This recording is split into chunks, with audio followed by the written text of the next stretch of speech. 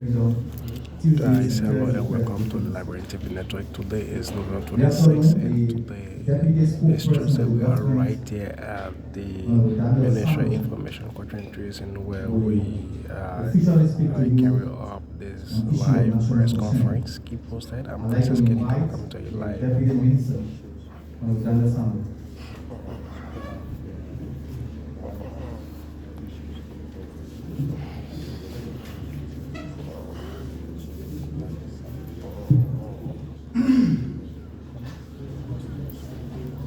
Good afternoon to all. Good afternoon to members of the senior management team, including our minister, Honorable Jerome Matthew Pia. And thanks for giving me the opportunity to again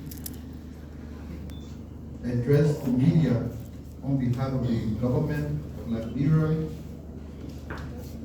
in my capacity as Deputy Minister for Press and Public Affairs of the Ministry.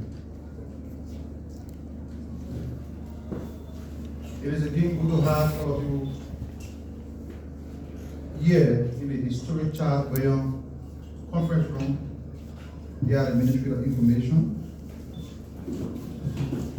A lot is happening, and it is part of our obligation as the ministry that manages and supervises the government communication to always speak to you and give you government positions on these issues. But before I begin, I'd just like to commend the exemplary leadership of Minister Pia. Yesterday evening we were here meeting with the journalists, the media press. That meeting was very fruitful, and we intend to build on the conversation that we had moving forward to consolidate our relationship as partners in progress. In mind, when we got here, we all bear testament that this building was not a decent place. The minister and his team took over an abandoned structure that needed immediate attention. And as a result of the minister's exemplary leadership, Mika is getting a facelift. This conference room is a living testament. The roof of this building was filthy beyond description. Today we have a roof that costs us $47,000 United States dollars. With no support from the government of Liberia, the minister and team have been able to pool the necessary resources because there are friends in the private sector who believe and support the work that we're doing here at the ministry. Beyond the physical structure of this building, there was no source of electricity beyond LEC. At some point when you have the press conference and LEC blames, the press conference will get disrupted. Today, as a result of the exemplary leadership of Minister Pia, we have secured a 45 kVA generator. As I speak, it is the source of power that will probably feed on. Because I was in my office when Edison went. So these are things that have normalized the workings of the ministry, and we can't help but to commend the minister for his continuous show of leadership. When we got there also, the government-run newspaper, and the government-run newspaper is a very important thing that we all have to talk about. When you go to Ghana, China, and other countries around the world, everybody wants to read the government-run newspaper. But in Liberia, the new Liberian newspaper was down. Prior to its perpetual death, it was coming out, I think, one time a week. On came here as Minister for Technical Affairs, working in close consultation with the minister, we revived the new Liberian newspaper. It is not just a newspaper. but it is regularly on the newsstand 3 times a week. We add another flavor to government publication. The New Liberia magazine. That magazine was, the maiden edition of the magazine was launched at the climax of the president's 100 days. Now, we intend to do that magazine on a quarterly basis. So as we are speaking, my successor, Mr. Nat, who is here, is concluding arrangement for the publication of the 2nd edition of the New Liberia magazine. All of these things I'm trying to enumerate is to tell you where we left Mika and where we intend to take Mika. The workforce, very demotivated. For the first time in many years, when we're celebrating the Independence Day, the workforce were given a surprise by the administration. We intend to also build on that as we enter the festive season in December. So these are few instances that clearly exemplify the numerous work that we're doing here to get this place to look like the place it's supposed to be. When they say the government of Liberia is speaking from Mika, it is not supposed to be a place that is deserted or a place whose workforce are so demotivated. So, Mr. Minister, we'd like to thank you for your show of leadership, and I have no doubt that as we enter the festive season, arrangements are being concluded with the administration under your leadership to ensure that the exterior of the building can be given a facelift, a befitting facelift for that matter. And now we can have Christmas decoration so that people in Mika can be a part of the festive season. The renovation work of the overall structure of the building will continue after the festive season because additional sources of funding have already been identified. I just thought to make these few points because a lot is being said out there and there are people who are interested in knowing where we took Mika from and where we intend to take Mika. That being said, let me now make the following remarks on behalf of the government of Liberia. I was on the radio this morning and the gentleman asked me, is there a war coming to Liberia? And I was astonished. I said, why do you ask? I said, because there are people who are doing social media posts to the effect that Liberia and Guinea are at war and they are therefore instilling fear in the civilian population. I said to that journalist that people have to understand that the constant habit of Liberians being so interested in bad news, many people have become disciples of bad news. When good things happen in the country, they do not post about it. The salaries of civil servants may increase. Police officers were unpaid 6 years ago and now being placed on an insurance scheme to ensure that they can have value for money for what they do. Nobody talks about it. But all you do is to use your social media pages, your video platform to say, oh, war is coming to Liberia. So yes, the authorities, when I say the authorities, the armed forces of Liberia, the chief of staff has spoken and I have to say what he said. As part of effort to ensure Liberians of peace, stability, and security, amidst rumors of war from the Liberian-Guinean border, the chief of staff of the armed forces of Liberia, Brigadier General Davidson F. Fuller, has admonished Liberians and those residing in Liberia to be kind, adding that no war is coming to Liberia. The chief of staff's statement comes in the wake of the deployment of huge military presence in Lofa along the Liberian-Guinean border and a confirmatory aerial patrol visit by the Chief of Staff and the U.S. Ambassador Mark Tun, to some strategic locations within Liberia to confirm and ensure the safety of Liberia and Liberians.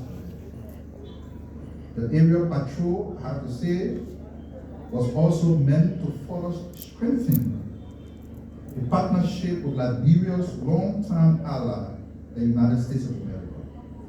The AFL requested its U.S. counterpart to aid in the conduct of the aerial patrols across several strategic locations within Liberia's borders, specifically in Maryland, Sando, Guinea, and Lofa counties. The preliminary purposes of the aerial patrol visit are to strengthen security and coordination by assessing interagency efforts with local joint security teams, monitor border security to address cross-border threats and prevent illicit activities, engage local leaders and communities, thereby building trust on security concerns, bolster Liberia-U.S. ties with the U.S. reinforcement of the international cooperation, evaluate infrastructure to identify improvement for security and economic growth, and promote peace and stability, emphasizing AFL and U.S. commitment and encouraging global support for their missions. So, you heard it for yourself.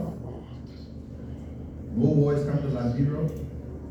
The other day, the minister had to clarify that some of these things that people try to intellectualize on the radio are critical national security issues. Critical national security issues. Right in Liberia, Guinea, a few years ago, there was a coup. You have a military junta in charge. And when it has been reported that people are planning subversive activities on Liberian soil against the Guinea authority, we have to cooperate. Some of our friends who want to talk about everything in the country, you take care of the radio, and you think it is something to play with. You take it seriously, and that's why you are hearing from the Chief of Staff of the Armed Forces of Liberia.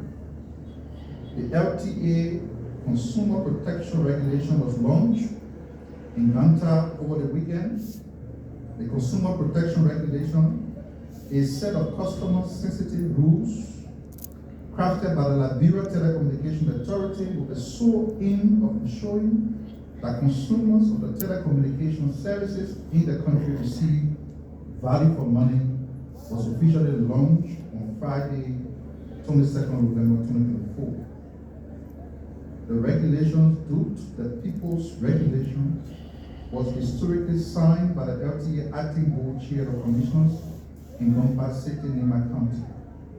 The well-attended occasion was graced by a host of local county officials, civil society organizations, as well as representatives of the student community. With the landmark signing, the regulations will come into full force 60 days as of the signing process. These regulations will enable the mobile network operators to do some meaningful adjustment so as to adhere to the regulations effectively and efficiently. The World Bank partners with the GOL to open climate financing office in Liberia.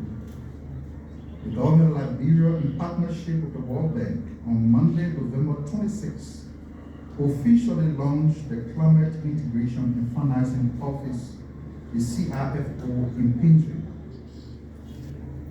The new office, a key component of Liberia's strategic integrated climate change considerations into national development planning, is designed to mobilize resources to climate resilience projects and foster collaboration across government ministries, agencies, and development partners. The launch of the CIFO marks a critical step in Liberia's commitment to addressing the climate crisis while pursuing sustainable development.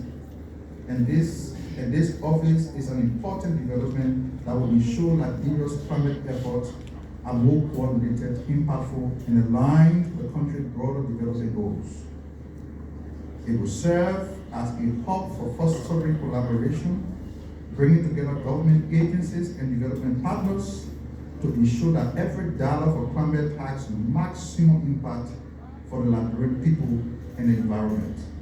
The office is now added to similar one the World Bank has been supporting Uganda, Ethiopia, and Sierra Leone in tracking and prioritizing climate-related expenditures, and these global experiences will serve as value lessons for Liberia. We are in December, and the ministerial agenda is observing what it calls the 16th day of activism against gender-based violence. The ministerial agenda, children and social protection, with support from development partners in government institutions, launch the 16 days of activism against gender-based violence.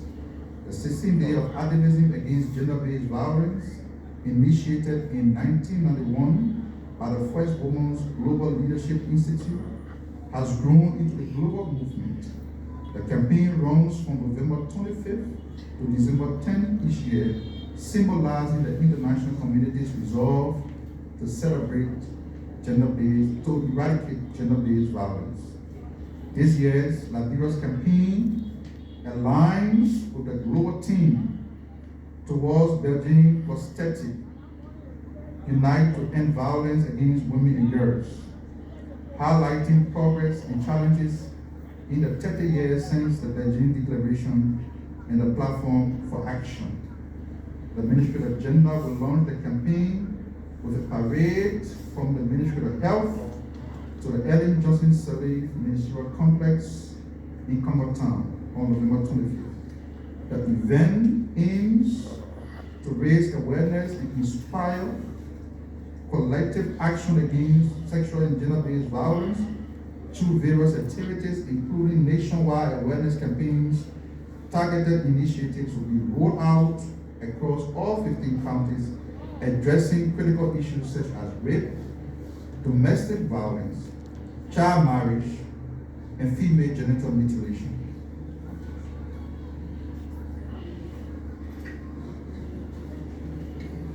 The President, His Excellency, returned from Sierra Leone last week, and of course,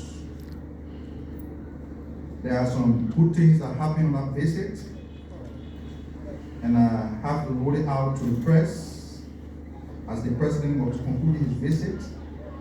During the bilateral talks between President Madabio and President Bokai, the two presidents discussed an ambience of trust, mutual understanding, and brotherly atmosphere, where they reviewed the status of political, diplomatic, economic, social, cultural, and security cooperation between their two countries, as well as the Managerial Union, the MRU. They agree on partnership to advance transformative initiatives in diverse sectors, including food security that will create opportunities for economic growth and development in the two countries and region. President Bokai especially applauded His Excellency President Bio's flagship program, Feed Salon, and his dedication to revitalize agriculture in Sierra Leone. And President Bio, on the other hand, commended President Bokai on his initiative to prioritize agriculture as a critical driver for food security, job creation, and poverty reduction.